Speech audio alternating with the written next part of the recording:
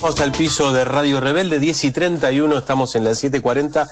¿Querés seguir todo lo que producimos con la revista? Lo puedes hacer en www.amartia.com.ar. Y como te prometíamos hace un ratito nada más, vamos a hablar con alguien que hace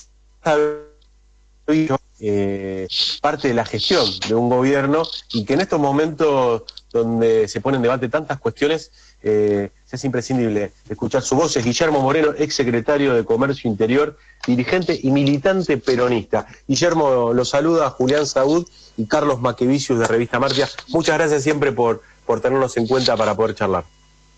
¿Qué tal, Julián? ¿Qué tal, Carlos? Es un placer hablar con ustedes. Si hay alguna manera de evitar este eco, bien, si no vamos a tener que hablar más despacio.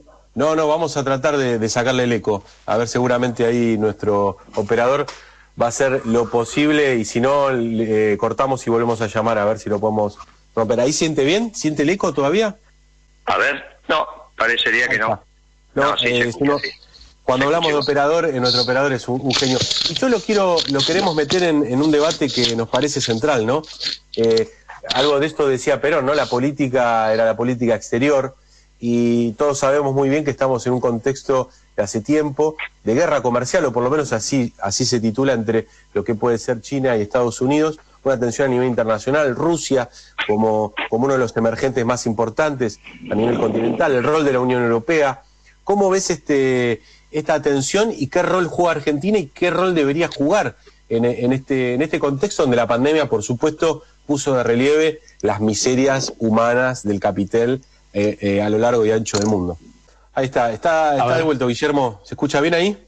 ¿Qué tal? Sí, ahora mientras tengamos señal te voy a escuchar porque ahora estamos hablando por internet. Pero bueno, se escucha mejor que por la línea. Se escucha perfecto. Te decía, ¿se escucha bien? Sí, se escucha perfecto. Bueno, te decía, lo que ha habido un cambio rotundo desde la asunción de Trump a escala global. Pero yo te diría que la Argentina tuvo bastante que ver con eso. Es la reasignación de los países de su política exterior a partir del interés nacional. La globalización, con el triunfo rotundo del neoliberalismo y de la socialdemocracia, y esto es muy importante que se tenga en cuenta. La socialdemocracia y el neoliberalismo piensan lo mismo en términos económicos. Son lo mismo. Cuando yo digo que Alberto Fernández es socialdemócrata es porque digo que económicamente es igual a Cavallo. Como quedó demostrado que Cavallo fue ministro de Economía de un gobierno neoliberal y de un gobierno socialdemócrata como el de Chacho Álvarez y de la Rúa. Ellos dos, los socialdemócratas y los neoliberales, conformaron el consenso de Washington. Y ese es el mundo global del cual aparecieron dos grandes ganadores. Eran los chinos y la Europa continental. Argentina reaccionó contra eso, pero obviamente cuando Argentina administra el comercio exterior allá en el 2012, lo que consigue es defender su mercado interno, pero finalmente el mundo dice no queremos una mosca blanca. Y nos sanciona. De hecho, nos hacen un juicio. ¿Quién? El mundo. Estados Unidos, Europa y Japón. No es todo el mundo. Bueno, era el 60% del PBI mundial y obviamente que lo perdí. Pero aquí que la historia da sorpresas y aparece Trump. Y con el American First, con Estados Unidos primero, que no es otra cosa que lo que decíamos nosotros, Argentina primero, pone en crisis esa situación. Y destruye ese mundo global. Destruye el mundo conformado por el neoliberalismo y la socialdemocracia. ¿Desde dónde? Desde el interés nacional. Claro, ahora confunden interés nacional con la emergencia del fascismo, porque el marxismo, o los reciclados del marxismo, que son la socialdemocracia, solo interpretan la realidad desde los criterios europeos. Pero hay otro nacionalismo, que no es el nacionalismo xenófobo europeo, sino es un nacionalismo de inclusión, que es el nacionalismo peronista. Casualmente, que es el nacionalismo donde se construyen puentes, no donde se levantan muros. Por eso es tan importante el peronismo. Como no incorporan estas categorías, presuponen que todo aquel que hable desde el interés nacional tiene una cosmovisión fascista. Y ese es el nacionalismo de categorías europeas, no el de categorías americanas. Aclarado esto, tampoco hay ninguna guerra comercial. Lo que hay es Estados Unidos defendiendo su interés nacional. Ah, pero le va a ir mal a China, sí. Le va a ir mal a China. ¿Le va a ir mal a Europa? Sí, le va a ir mal a Europa continental. Pero en el nacionalismo de inclusión le va a ir muy bien a la Argentina. Muy bien. No es que nos va a ir bien porque Alberto Fernández quiere hacer el acuerdo Unión Europea-Mercosur. No nos va a ir bien en ese acuerdo. Como no nos iba a ir bien en el ALCA. Es tan despreciable uno como el otro. La pregunta es por qué a Alberto Fernández le parece que uno podía ser despreciable y con la Unión Europea no, porque tiene una cabeza europea Alberto Fernández. Cuando vos entendés esto desde el interés nacional, decís, mire, lo que empieza a acontecer acá es que los norteamericanos, los rusos, que son los dos grandes ganadores, Argentina en nuestra época, lo que vuelven a poner en discusión es el rol de sus propios intereses y la defensa de sus propios intereses. Bueno, ahí vamos transitando. Si ahora, uno tiene una mala lectura del mundo sí, y hace alianzas con el perdedor, le va a ir mal, ¿eh? Le va a ir muy mal. bueno, estamos justamente, estás hablando de una de las elecciones más seguidas por todos, me imagino, los países, tiene que ver con la reelección o no de Donald Trump. Y en ese lugar donde vos pones el debate, parece interesante porque el gobierno tiene que negociar nuevamente con el FMI y donde el dólar se le descontrola. Después me gustaría saber tu opinión sobre eso, pero existe también a mano el swap con China. Digo, para no ir ya tan directamente a la política nacional, sigue habiendo ahí una tensión con quién resolver esto. Porque tampoco parece muy Pero ¿cómo bien. lo vas a resolver? Pero ¿cómo lo vas a resolver con un país que no tiene un solo portaaviones? Dice, se lo compró a los ucranianos. Mira, aquel país que no está en condiciones de llevar la guerra alén de su frontera no es ninguna potencia. No es potencia. Pero esto no hace falta ser un estudioso de las relaciones internacionales. Así se construyó el mundo. Ahora, yo la verdad que no los entiendo. La verdad que no los entiendo. La verdad que este enamoramiento con los chinos, la verdad que no los entiendo. Este swap que vos hablas, ¿sabés quién lo inventó? Redrado. En el 2009. Pero ¿a vos te parece que una brujería que inventó Redrado puede ser satisfactoria para resolver el interés nacional? Es ridículo esto. Es ridículo. Guillermo, buen día, te saluda Carlos Maquivicius. ¿Qué tal? Y en este sentido que planteas, que es muy interesante, de cerrar de alguna manera con Estados Unidos en términos No, yo no dije Estados Unidos. No, yo no dije Estados Unidos. ¿Y con quién dije sería? que es ridículo cerrar. Y tenés Rusia, tenés el Papa. Rusia. El único respetable acá, al único que le temen es a Putin. Por la capacidad que tiene de llevar la guerra más allá de su frontera a través de los misiles. Claro. Es la teoría de los juegos. Escúchame, esto se estudia desde hace 50 años como mínimo. Escúchame, es la teoría de los juegos. ¿Cómo arranca la teoría de los juegos en términos decisionales? Con este esquema, donde las decisiones de uno están en función de las decisiones del otro. Pero que no es algo novedoso, es simplemente sentarse a leer lo que está. ¿Y cómo se construye? ¿De qué están hablando? ¿De qué están hablando? De un instrumento ridículo que inventó Redrado en el 2009. ¿Sabés por qué lo inventaron? Porque Redrado se puso de acuerdo con Melconian e hicieron un paper donde querían asustar a Kirchner diciéndole que había fuga de capitales. Y yo fui el encargado de decir, mire, eso no es cierto.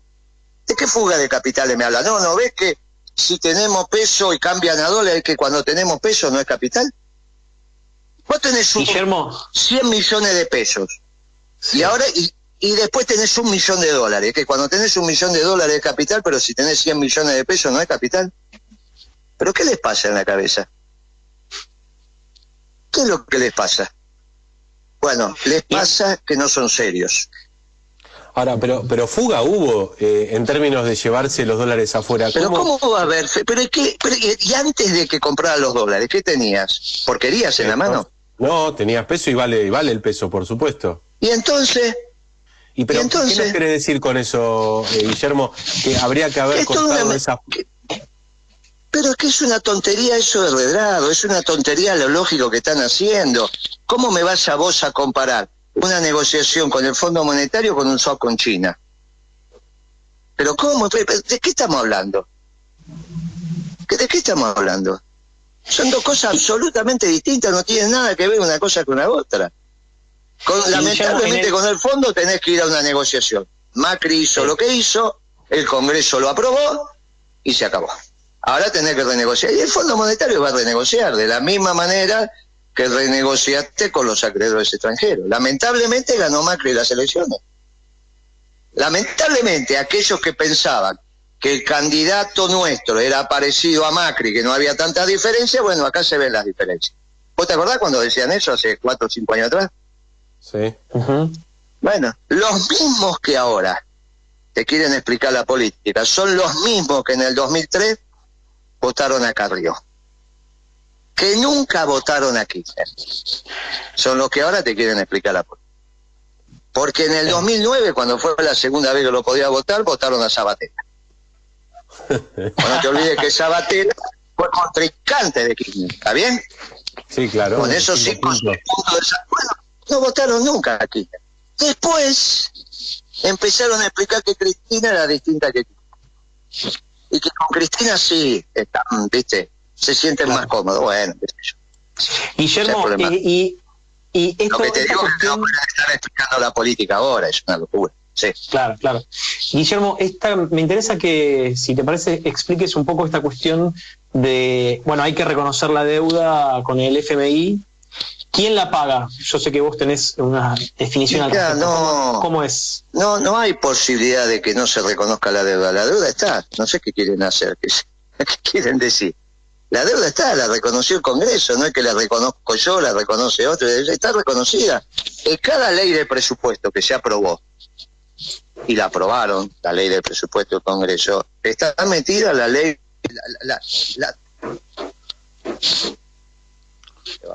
¿No me escuchás? Sí, ahí se fue un poquito, pero estás ahí. El tema es que al estar hablando por internet, dar un llamado... Claro, y se te corta. Es servicio público.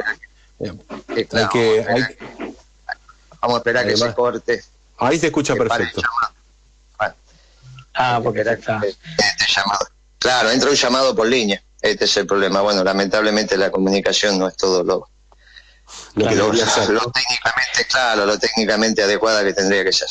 Bueno, y esto cada vez se va a poner más difícil, como te podés imaginar. La deuda son las que son y están reconocidas en el último presupuesto. Si no negocias con el Fondo Monetario vas a tener un lío bárbaro, porque te vienen los vencimientos ahora nomás. Por lo tanto, lo vas a tener que hacer. Esa negociación va a ser una negociación difícil, pero se va a alcanzar.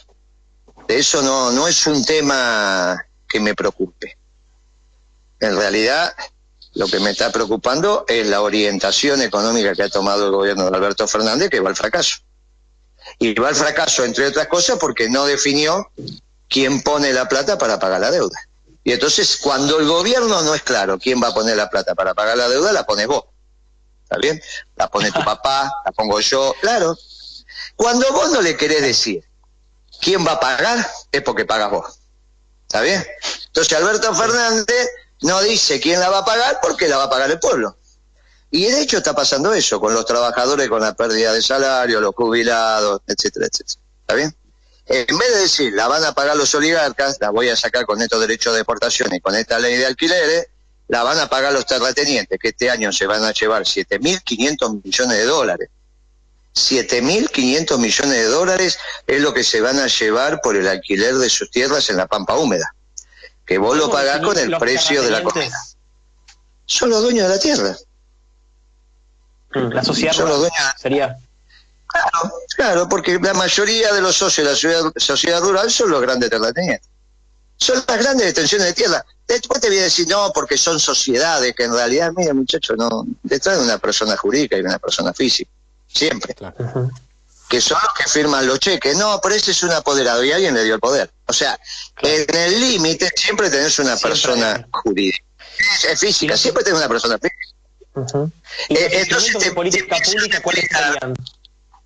Y derechos de exportación y de alquileres. Vos con los derechos de exportación le bajás la facturación al productor, con lo cual protesta al productor, porque desalineás el precio interno del precio internacional. Si en el mundo el trigo está a $200 la tonelada, Chicago, y vos le ponés un 30% de derecho de exportación, está claro que vos acá el productor le está facturando $140.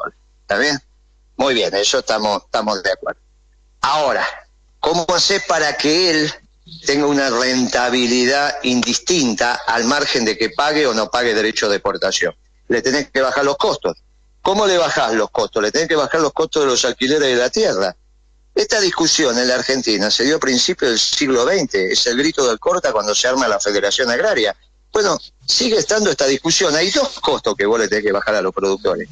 Le tenés que bajar el costo de los alquileres, que no es poca cosa, ¿eh? Se llevan 1/3 de la producción. 1/3 de la producción acá se hace en los alquileres, valor producto. Es el sistema feudal. ¿Cómo era el sistema feudal?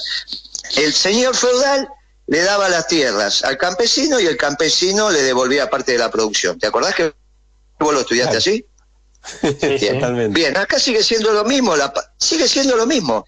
El señor de la sociedad rural te da la tierra, el productor, al margen del tamaño que tenga, que sea un fideicomiso, que sea un traje, que sea lo que sea, le paga con 1/3 de la producción. Lo mismo que hacía el campesino en el sistema feudal. Lo que tiene que irrumpir es el capitalismo en la pampa húmeda. Muy bien, ¿cómo le bajás los costos? Con una ley de alquileres y sobre todo le tenés que bajar también el costo energético. Cuando vos le bajás esos dos costos, aunque el productor factura, sí, energético, ¿qué caso? Cuando el productor, vos le bajás los costos, si bien le bajaste los precios, el precio de venta, en el quantum del derecho de exportación, también le bajás los costos. Y entonces el productor queda en una curva de indiferencia. ¿Quién es el pato de la boda? El dueño de la tierra. Y es lo que corresponde. Ay, no, eso no se puede hacer porque se van a enojar. Ah, vos querés hacer tortillas y romper los huevos, o que se enojen los jubilados, o que se enojen los trabajadores, o que se enoje la clase media. Típica conducta socialdemócrata. Típica conducta socialdemócrata. Típica, ¿eh? Ahora, Guillermo, con respecto al dólar, nos interesa mucho también tu opinión, porque ante una situación de tensión cambiaria, el gobierno tomó distintas medidas, el Banco Central también lo hizo así, que tendían a poder controlar esa sangría de dólares. Las cuentas que hacían era que el dinero que se iba, no solamente en términos de lo que la gente acaparaba para ahorrar en dólares, sino también estas empresas que utilizaban sus deudas. Está bien, pero está clarito. Yo te pregunté, ¿por qué nuestro gobierno no pasó eso con Kirchner? ¿Que eran todos buenos en esa época? No, seguro que La sí. pregunta es, muchachos, ¿por qué en vez de copiar las estupideces de los radicales no copian a Kirchner? ¿Por qué en vez de copiar las tonterías fracasadas de los radicales no copian a Kirchner? ¿Por qué con Kirchner no pasó todo eso? ¿Que eran buenas las empresas en esa época?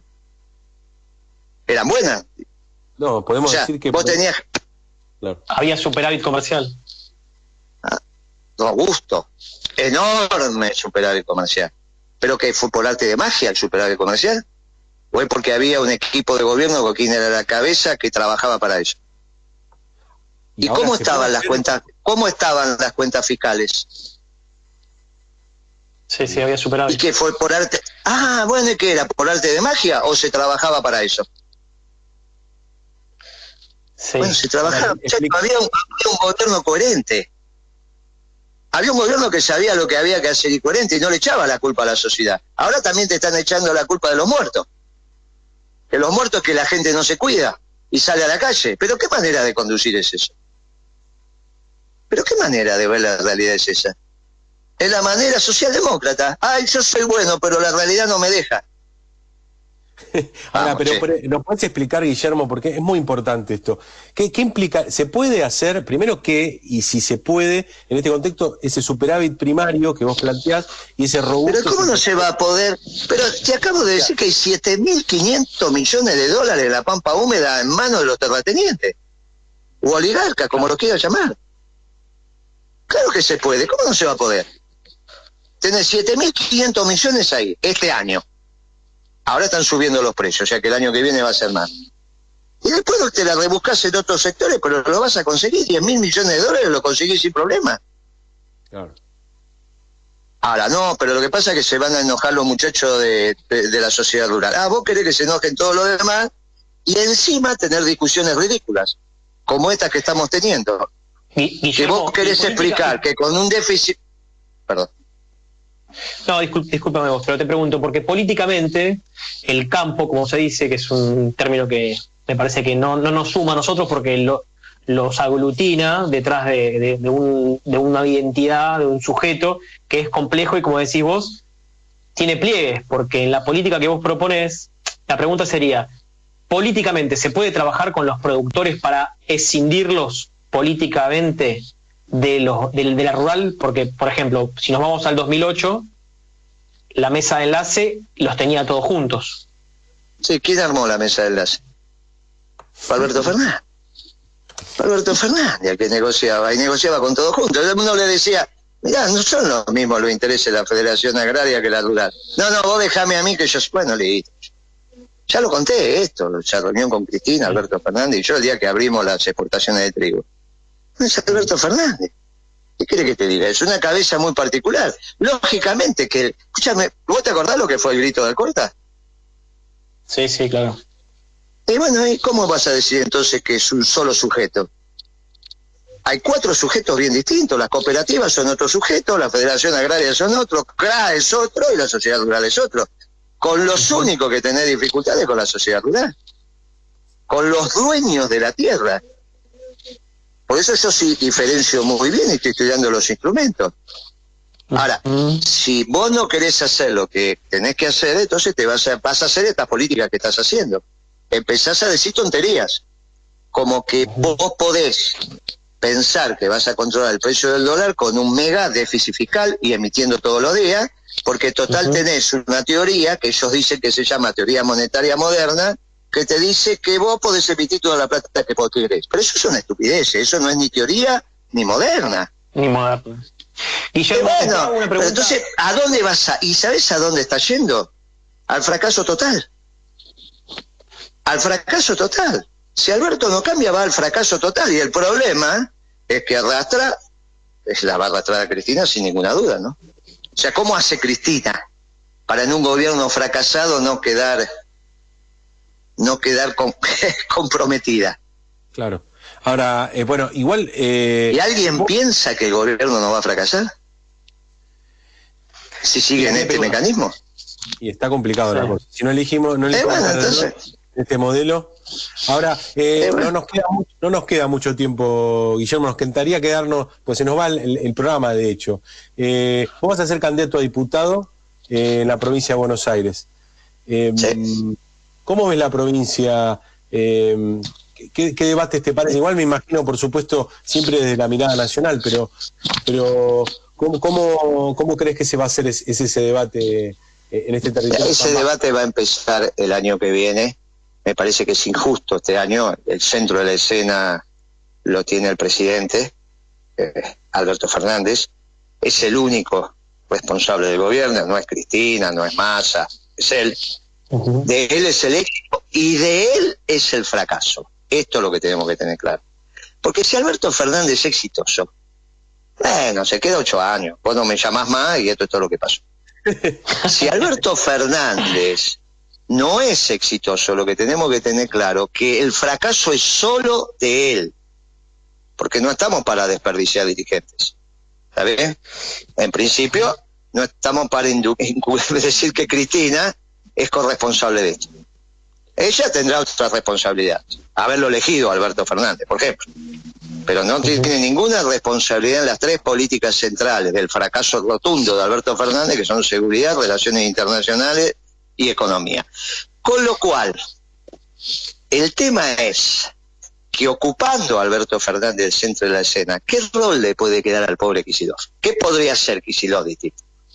¿Qué podría haber hecho? La coparticipación ¿Cuáles son? de la ciudad a la provincia, ¿eso no es un dato positivo en todo esto?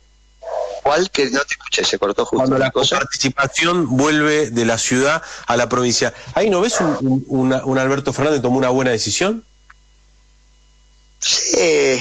O sea, me estás hablando de una decisión de ¿cuánta plata? 25.000 millones de pesos por... Entiendo, está bien. Por año. ¿De qué me estás hablando? ¿De cuánto me estás hablando? O sea, es el 1% de qué recaudación. Claro. ¿De qué estamos hablando? Pero es ridículo esto. Es ridículo. ¿De qué estás hablando? Yo en todo caso la buena decisión sería terminar con la autonomía de la ciudad. Porque no sé qué es eso, Claro. ¿viste? De que el presidente tenga que gobernar en territorio hostil. Esta es otra tontería socialdemócrata. Viste, yo no sé esta historia de la autonomía de la ciudad. La verdad que yo estaba muy feliz cuando el intendente lo elegía el presidente. Pero bueno, será una discusión que tenemos que dar más adelante. Y sobre todo tenemos que dar esa discusión los peronistas, ¿eh? Porque esta es la capital de todos los argentinos. Pero bueno, fue un momento de desorden del peronismo de la ciudad que casualmente tenía mucho que ver Alberto Fernández, ¿eh? Y el grupo de gobierno que está ahora. Y el grupo de gobierno que está ahora. Yo los conozco a todos estos, así que sé cómo piensan desde hace 30 años. Todos los caminos Porque desde hace conducen a 30 años que los conozco, ¿eh? Yo la primera vez que los conocí, yo era presidente de mi centro de estudiantes. Y te estoy hablando año 83, 83, 84. ¿Está bien? Todavía no tenías la ferretería, ¿no?